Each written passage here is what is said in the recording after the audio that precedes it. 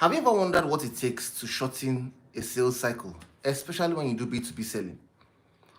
One of the key requirements is stakeholder management. And in today's video, I'm going to show you how to build strong relationships with stakeholders in the companies you're prospecting so that you can get business faster, you can close deals faster, and in record time.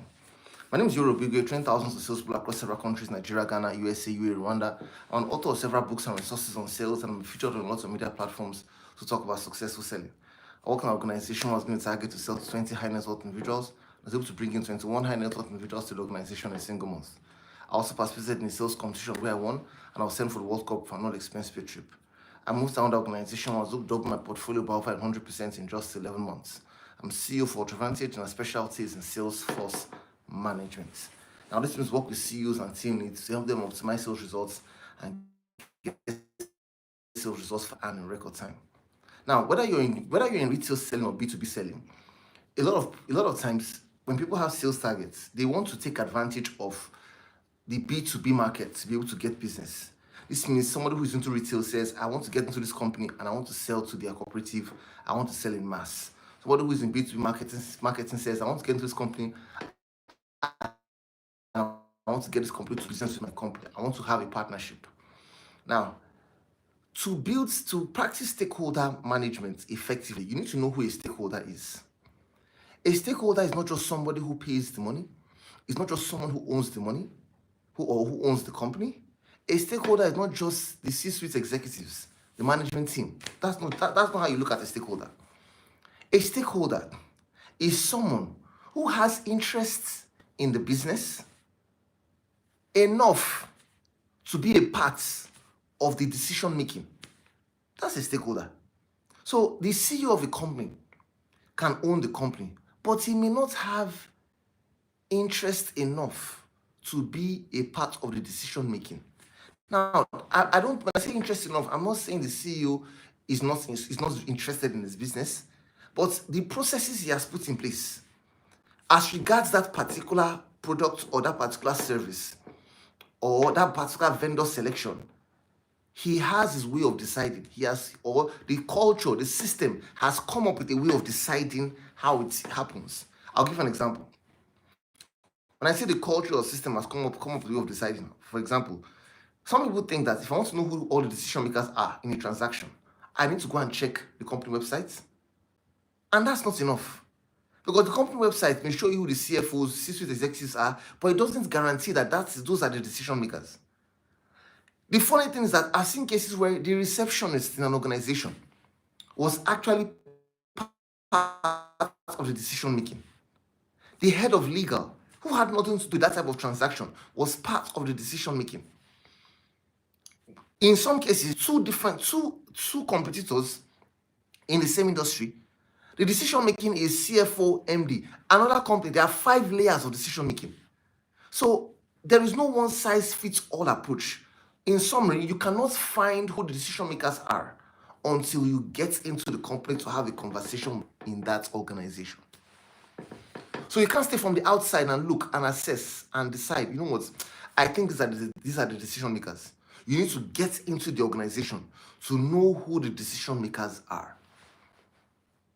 Now, the stakeholders are not only decision makers. They're influencers. These are people who don't necessarily have anything to do with the products, but they can have a say on if this product will be bought off, on if the company will go ahead with you or not. Like the example I gave, the receptionist that I told you about in the particular company I worked. In some cases, it's even the boss's driver. Oh man, I've seen some powerful drivers though. I've seen some CEOs who they are so close to their drivers, and they trust them so much. And every matter they discuss with them. And in such cases, these drivers are stakeholders. Unknowingly, their names are not put out there. If you ask, it's only if you ask the right questions, you can be able to tell, okay, these are the stakeholders or the hidden stakeholders, if I may say. So, ladies and gentlemen, with this in mind, it means that when you look at your companies or companies trying to prospect, make sure you ask the right questions so that you can know who the stakeholders are. Now, what kind of questions can I ask? For example, Okay, I have some questions here. Okay, I wrote them out specifically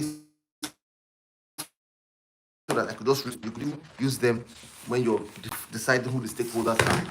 For example, it says who else would need to be involved to ensure we close off in our next meeting? It's just an example. It's a prospect. Who else needs to be involved in this particular conversation in addition to you, so that we can be able to close off in this transaction in our next meeting? So, what are you saying? In addition to you, is there anybody else who needs to be here?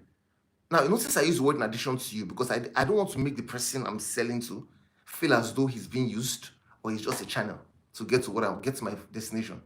So I'm saying, in addition to you, who else will need to be in our next meeting? And I'm mentioning the next meeting because I want you to be clear that I have not said enough here for you to make a decision. Neither have I said enough for you to take this information and go and meet the other decision makers and say, oh, I've already spoken to Iyore or I've spoken to the vendor and this is exactly what they're offering. Nobody can offer and communicate your products like you can communicate it. This is why you cannot delegate everything about your products to a stakeholder to go and communicate to others on your behalf. Products. Make sure you are sure that all the stakeholders are present. And the way you do this is making sure that if there are 5 key features or benefits of your product or service, don't communicate more than 2 when you're engaging, when you have your first meeting with a stakeholder. So someone says, Iyore, so what do I talk about if I'm not engaging, if I'm not talking about more than 2 benefits of my products? Spend more time talking about your company. Prospects make decisions in a particular order. The prospect is thinking, number 1, do I like or trust you? So that's why you want to dress properly. You want to dress excellently. Don't confuse the prospect by dressing inappropriately. If you're in a financial institution, for example, if you work in a bank and insurance company, you can't dress anything less than a suit. That will confuse the prospect. That's what is expected. That is what the media has sold to us. The media has sold to us that if you are in the finance space, we look at the movies. When you see a banker in a movie, you see the way the banker dresses. The media has sold it to us that is the way a finance person is supposed to look. So if you dress any less, it will be a problem. The prospect is thinking, what order is he making a decision? Do I like or trust you? He's also thinking, do I like your company? So I want to anticipate these questions. Do I like your company? He's also thinking, is your product a good match for me? Number 4, he's thinking, does it meet my need? Number 5, he thinks, when can I make a decision? So before you talk about need, you must ensure that you talk about the quality or the potential or the capability or the reputation or the credibility of your company when you talk about the products. And this is why sometimes if you sell products like real estate, you want to make sure that you don't talk about how the products will benefit them. Sometimes you also want to educate the prospect on the specific things you did in the building process to establish that this company or this particular product is solid, is perfect, and is the best for you to do business with. Now, the second question you can probably ask, the last time your organization made a purchase like this, can you walk me through how it was decided? It's a prospect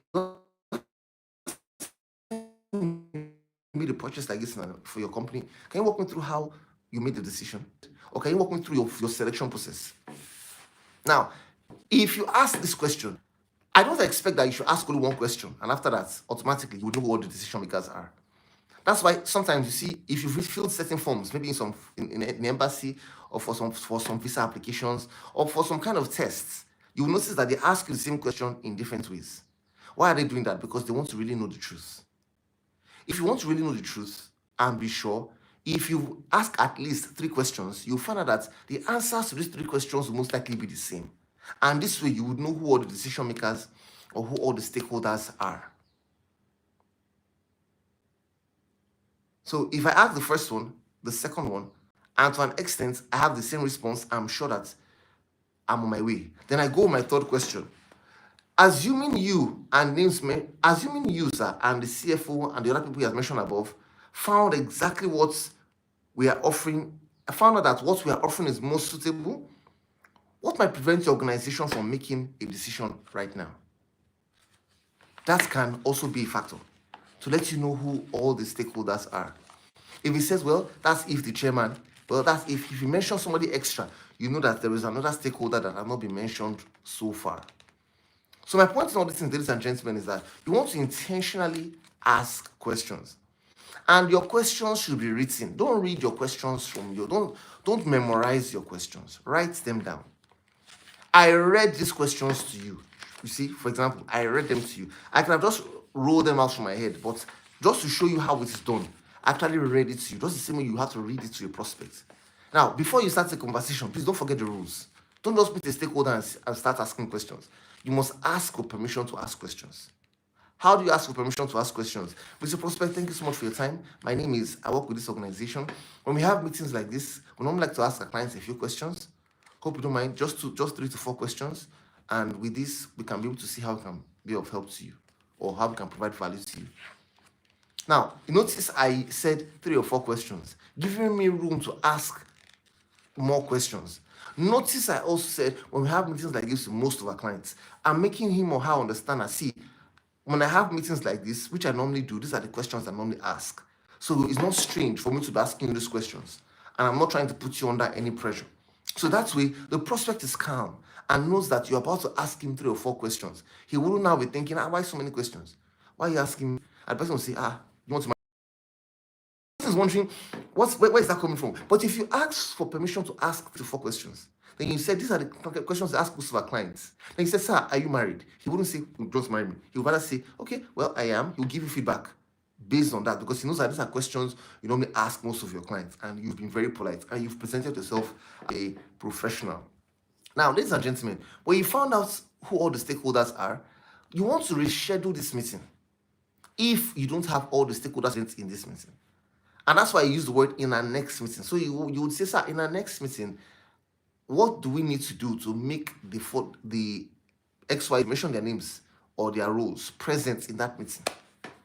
Now, there are cases where even after going through all this, you may not be able to go beyond the only person you've met. The best bet you can do is to keep following up till you have more stakeholders. So this transaction may not be able to close soon, may not be able to close yet. And that's why you have to have a tracking model to be able to keep tab of all engagements and all people you're currently selling to. The next aspect is if, for example, you notice that you cannot get all the stakeholders, at least if there are 5, try and get 3. Then you can be sure that if you get 3, you are possibly close. It's a 50-50 chance that you can get the business. But if you're less than 3, the chances are lower. If you're less than half of the stakeholders, chances are lower. So you want to work around this and be able to. Now, when you get access to the stakeholders, ladies and gentlemen, the next thing you want to do is to build the relationships with them. And in our next video, we're going to look at how do you build relationships with the stakeholders. Today, we've looked at how exactly to be able to find and identify the stakeholders in an organization. Thanks so much for watching today's video. I look forward to seeing you in the next video. If you have any questions, please type in the comment section right here. Thank you so much. I look forward to seeing you in the next video. Talk to you soon.